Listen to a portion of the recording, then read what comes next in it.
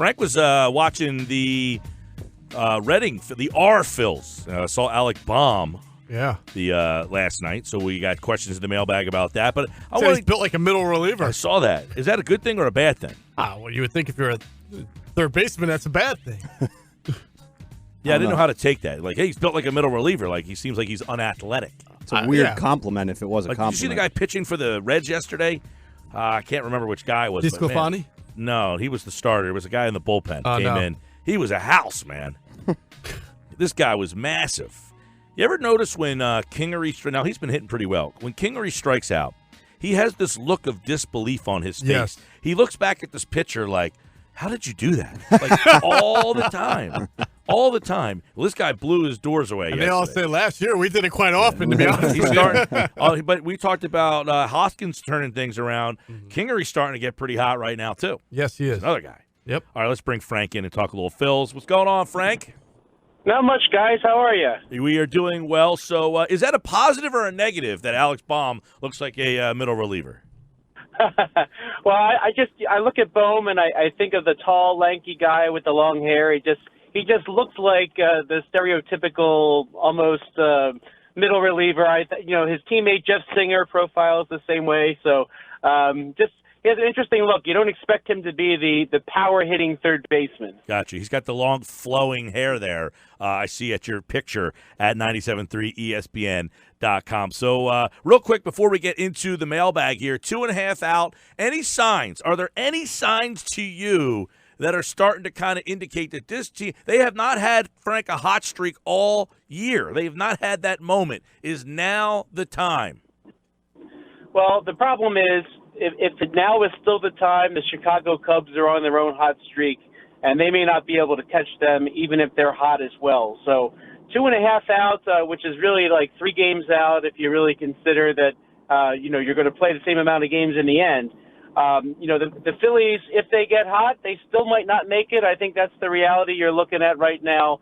And they did look good against the Reds. I mean, it is the Reds, but in terms of all the contributors contributing what you expect them to, they were looking like a more cohesive unit, which is something that if you kind of feel that way in every game, then you feel like you're going to have a chance to be in it. So the Phillies really need to take care of business against the Reds, who, they have some nice pieces that are not ready to contend, of course. They have to take care of business against those guys. And then, as they've done before, if they step up to the competition and their tough schedule down the road, that might be what makes the push happen. But again, if that happens, also you have to rely on the Cubs sort of losing their footing as well. Yeah, it seems like it's a 2-team race, right? The Nationals have kind of cemented their spot in this wild card race. Well, the Phillies are 6 out, and they played the Nationals 5 times. True. Kind of all at the end. I don't know if we're going to see a 5-game sweep, but the Phillies could chip a few away, but they would have to kind of collapse ahead of time. But that starting pitching, I don't think they're going to. Frank, we know that next year, not that I'm trying to look too forward ahead, but bear with me. We know that we've got Bryce Harper in the outfield, and McCutchen comes back, and he's still under contract. Is there room now, and was there even this intention when the Phillies acquired Corey Dickerson to maybe consider him as part of the outfield next year? Because I think we could all make a strong case for why we want him to come back. See, I just don't see how he fits. Now, I know Mike and Pete were talking about it on Twitter, and I chimed in, kind of basically saying, how much can you afford to put into left field? You already have Andrew McCutchen making $15 million. Corey Dickerson made $8.5 million this year. There's no reason to think he deserves a pay cut. So let's say he ends up being a $12 million player. Are you going to put $27 million into left field? And I really just don't see that happening, especially when they get McCutchen back. They still have Jay Bruce, who can play the outfield again next year, hopefully. You have Adam Hazley in the picture. You have Roman Quinn still in the picture. Yeah. And let's not forget, Odubel Herrera's got to be resolved at some point along the way. But he's still under contract for next year. So there's a lot of guys, and nobody's going to displace Bryce Harper in right field. It's kind of hard right now to envision where Dickerson fits in, although I think, if McCutchen's not in the picture, then of course. But, when you're looking at where you're going to spend your money, I think that the Phillies would probably spend that money in pitching instead of making that already expensive outfield even more expensive. Frank, we got the mailbag questions, and you saw Alec Bohm last night playing, and people want to know whether or not his glove is going to be good enough for third base. You know, we kind of discussed the possibility of trading Rhys Hoskins, getting pitching back, and you wonder if his future could be, is it a third baseman or a first baseman? Well, I think this is what the Phillies are going to do when they go forward. I think it's fair to say there have been some concerns about Bohm's ability at third base defensively. If you look at the numbers, last year his fielding percentage at third base was only at .870. Which is not going to be good enough. And if you look at this year, he kind of comes in, if you looked at his numbers on the year, and I compared it to all the fielding percentages in among third basemen this year, and he would come in way down at like number 19 ahead of Rafael Devers of the Boston Red Sox. So I think that what they would like to do, though, I mean, of course, fielding percentage doesn't tell the whole story, but you know, the Phillies recognize that often somebody that tall, talking about how he profiles, at 6'5", you don't see a lot of third basemen. And the reason is, it almost seems so simple, but you're further away from the ground when you're that tall. And, you know, when Chris Bryant came up, a lot of people kind of posed the question, well, can he be a third baseman? And, you know, they've used Bryant in the outfield. Bryant has been able to stick at third base. So it's not that you can't do it at that height. But I think the Phillies are going to definitely try at first. Already talking about the outfield like we were, with all those people in the picture, there's not room in the outfield for Alec Bohm right now. Rhys Hoskins is on the team. He's not going to play first base, even though he's played some first base in the minor leagues so far. So I think the plan right now is try to develop his skills at third base.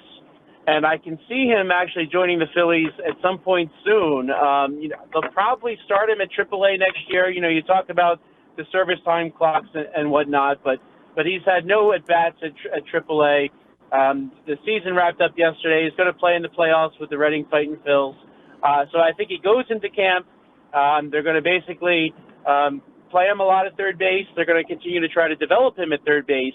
And then what I see him happening is somewhere early in the season, once he gets some at-bats under his belt at AAA and some extra defensive practice, I think he's going to be the starting third baseman for the Phillies at some point next year.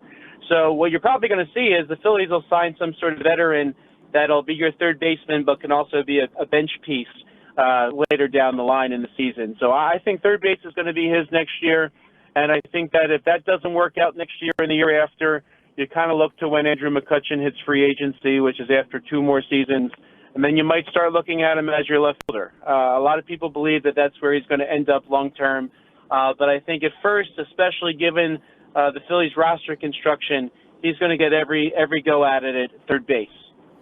Frank, you know, when you look at the outfield, we talked about it earlier regarding Dickerson, and he's been playing very well. But when you look ahead to next year, you have Harper, and you obviously have to think that McCutchen's going to be there too. So you have one open, quote-unquote, open spot that maybe the Phillies are a little bit unsure of. So Dennis wants to know, what is the plan for Adam Hazley moving forward? Well, I think Adam Hazley is going to be their starting center fielder next year. The Phillies kind of rushed him up to the major league. If you remember, that was after Roman Quinn got hurt, and then Odubel Herrera is suspended. Aaron Altair ended up being designated for assignment and then claimed on waivers. So out of bare necessity, they had to call him because it had to be somebody who played center field. And I think he's performed very remarkably given those circumstances. I think if they had their druthers, he would have spent more time in AAA. But let's face it, he's kind of stepped up.